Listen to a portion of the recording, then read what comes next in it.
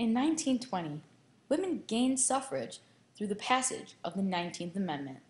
This marked a new beginning of the multi-generational, powerful quest for gender equality. The women's rights movement began in the Seneca Falls Convention in 1849 and had gained momentum through the turn of the century. Over the years, women's rights had taken the backseat to seemingly more pressing issues, yet liberation and gender equality were far more influential than they were represented as. From the 1920s to 1945, women in America enjoyed an upsurge of newfound freedoms and began finally gaining the equality in a white man's world. From 1920 through the two uproarious decades until the end of the Second World War, the culture of women's roles at home, in the workplace, and in society as a whole transformed drastically and shaped the United States of America for future generations of women. The transformation of the American woman during this time period was marked by the quest for equality and rights. The 20th century saw immense changes for American women. Prior to the turn of the century, culturally, a woman belonged in the home, where her duties were the traditional domestic responsibilities. For American women, the Roaring Twenties brought innumerable opportunities within the workplace and society. The first major modification for women's rights in the 20th century was the 19th Amendment. This created the opportunity to vote and cultured a voice for women in politics. Thanks to the 19th Amendment, no United States citizen would be denied the right to vote based on sex. A mere 144 years after the United States of America became a country. However, this was not a unanimous thought in America. Opposition to the 19th Amendment was instilled upon by both men and women in the race suicide argument, the irrational fear that women who left the home to work and were involved in politics would lose interest in marrying and having children. Thus, the human race would die out. Women have enough influence as mothers and wives that they don't need to be involved in politics. Because of their influence in the family, they are already very powerful. Giving them the right to vote is unnecessary. Most people would assume that men were the only anti-feminists of the time. However, some women thought that men and women's roles in the greater political spectrum still did not overlap. North Carolina opponents of women's suffrage claim that women are not equal to men mentally, and being able to vote would take them out of their proper sphere of life. Suffrage was gained, but the spirit of equality still lacked vitality.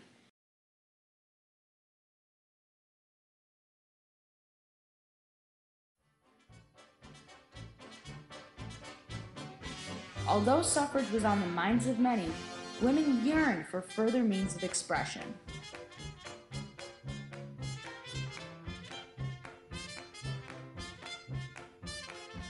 The free-spirited persona embodied by the flapper gained prevalence during this time. Dance styles, such as the Charleston, reflected new social freedoms of the flapper, whose dress and behavior contradicted conservative beliefs in the 1920s.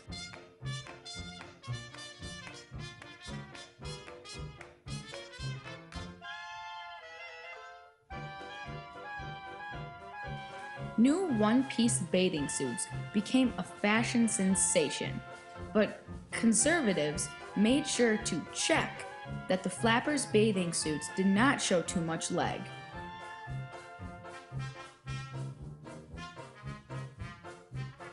Blunt, short hair bobs became popular among young women as an often imitated style in later decades.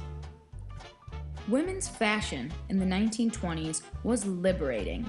By 1919, dresses uncovered about 10% or more of their bodies.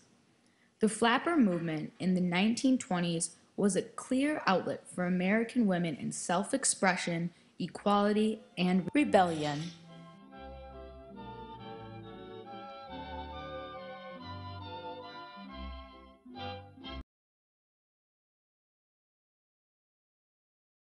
On the social front, women had gained a sort of rebellious and sexual equality in the 1920s, but women had not gained everything. In the workplace, they were still stuck in a chauvinist-dominated rut. At the beginning of the 20th century, American women had lost their World War I jobs and returned to their teaching, secretary, typist, and nursing positions, stereotypically female and submissive positions. Overall, the biggest developments for women in the 1920s were in the political and social realm. The 1930s saw further empowerment for women, albeit still largely at home. The Great Depression stranded most working men, yet women remained strong in the jobs, which for them were never lost. Sociologists Robert and Helen Lind noticed a trend in the study of Muncie, Indiana, published in 1937. The men, cut adrift from their usual routine, lost much of their sense of time and dawdled helplessly and dully about the streets. While in the homes, the women's world remained largely intact and the round of cooking, house cleaning, and mending became, if anything, more absorbing. Women's roles at home were not cut down in the same way that men's were, since they did not consider themselves the primary breadwinner to begin with. The Great Depression stifled the entire workforce. However, women were used to being at home, a job from which they were never to be fired. Women played a key role in sustaining morale. As feminist and famous First Lady Eleanor Roosevelt said in her 1933 publication, "It's up to the women." The women know that life must go on and that the courage of life must be met, and it is their courage and determination which time and time again have pulled us through worse crises than the one we presently see. Unfortunately, women were largely unrecognized for their efforts. Therefore, empowerment as a homemaker could not be classified as a cultural improvement.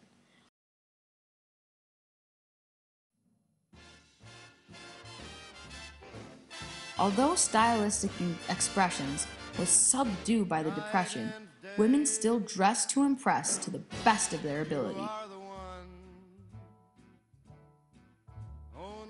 Coco Chanel, the French seamstress and clothes horse, inspired simple, classy ensembles for wealthy American society girls. Madeleine Vionnet, also a French seamstress, pioneered the cross-cut bias in dresses, which dancer Ginger Rogers made famous.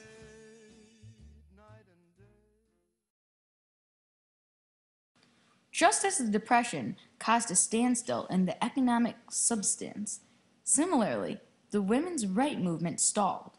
Thankfully, women regained momentum in the next decade due to World War II.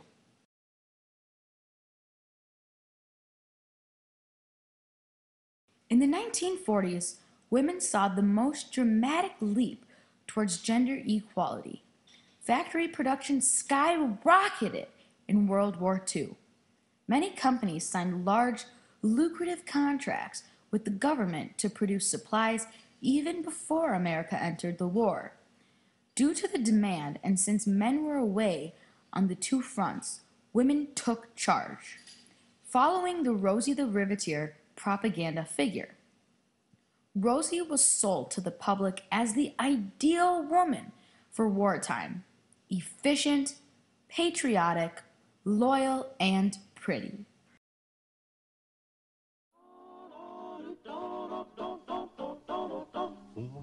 All the day long, whether rain or shine, she's a part of the assembly line. She's making history, working for victory. Rosie, the riveter, keeps a sharp lookout for sabotage. Sitting up there on the fuselage, that little frail can do more than a male can do. Rosie, the riveter. Rosie's got a boyfriend, Charlie. Charlie, he's a Marine. Rosie is protecting Charlie, working overtime on the riveting machine.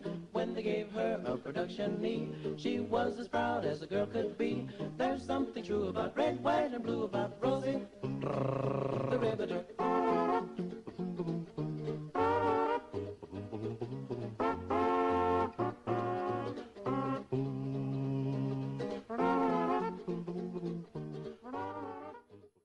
Women responded to this call to work differently depending on age, race, class, marital status, and number of children. Half of the women who took wartime jobs were minorities and lower class women who were already in the workforce. They switched from lower paying traditional female jobs to higher paying factory jobs. Well, more women were needed, so companies recruited women just as they were graduating from high school. Yet, even more women were needed, so married women left the home to join the workforce. Education and childcare thus increased on a wider scale, which led to the creation of the upper middle class in the 50s. As children had received a high-quality education while their moms worked in factories, when the United States entered the war, 12 million women, about 1/4 of the workforce, were already working, and by the end of the war, the number was up to 18 million, a third of the workforce. Over 3 million of these women worked in factories, while the rest worked service jobs. When the war ended in 1945, all changed. A regression may be seen from the 40s to the 50s, when about 2/3 of women left their jobs to return home when their men returned home from war. Only half the women voluntarily, and the other half were forced out by employers. However, over the course of the 20th and 21st centuries, women did make significant improvements, not to be eclipsed by this minor backpedaling. Women have always had to work for equality, and the struggle continues. Today, women make only 81 cents to every man's dollar. This is an improvement since the early 1900s, but work still indeed lies ahead. Politically, culturally, and domestically, women today have heretofore unprecedented prominence. Women's history is a culture to be celebrated and recognized as an integral part of America's story. Not only does women's fight for liberation play an important role in our country's history, but women have the potential to shape our future for the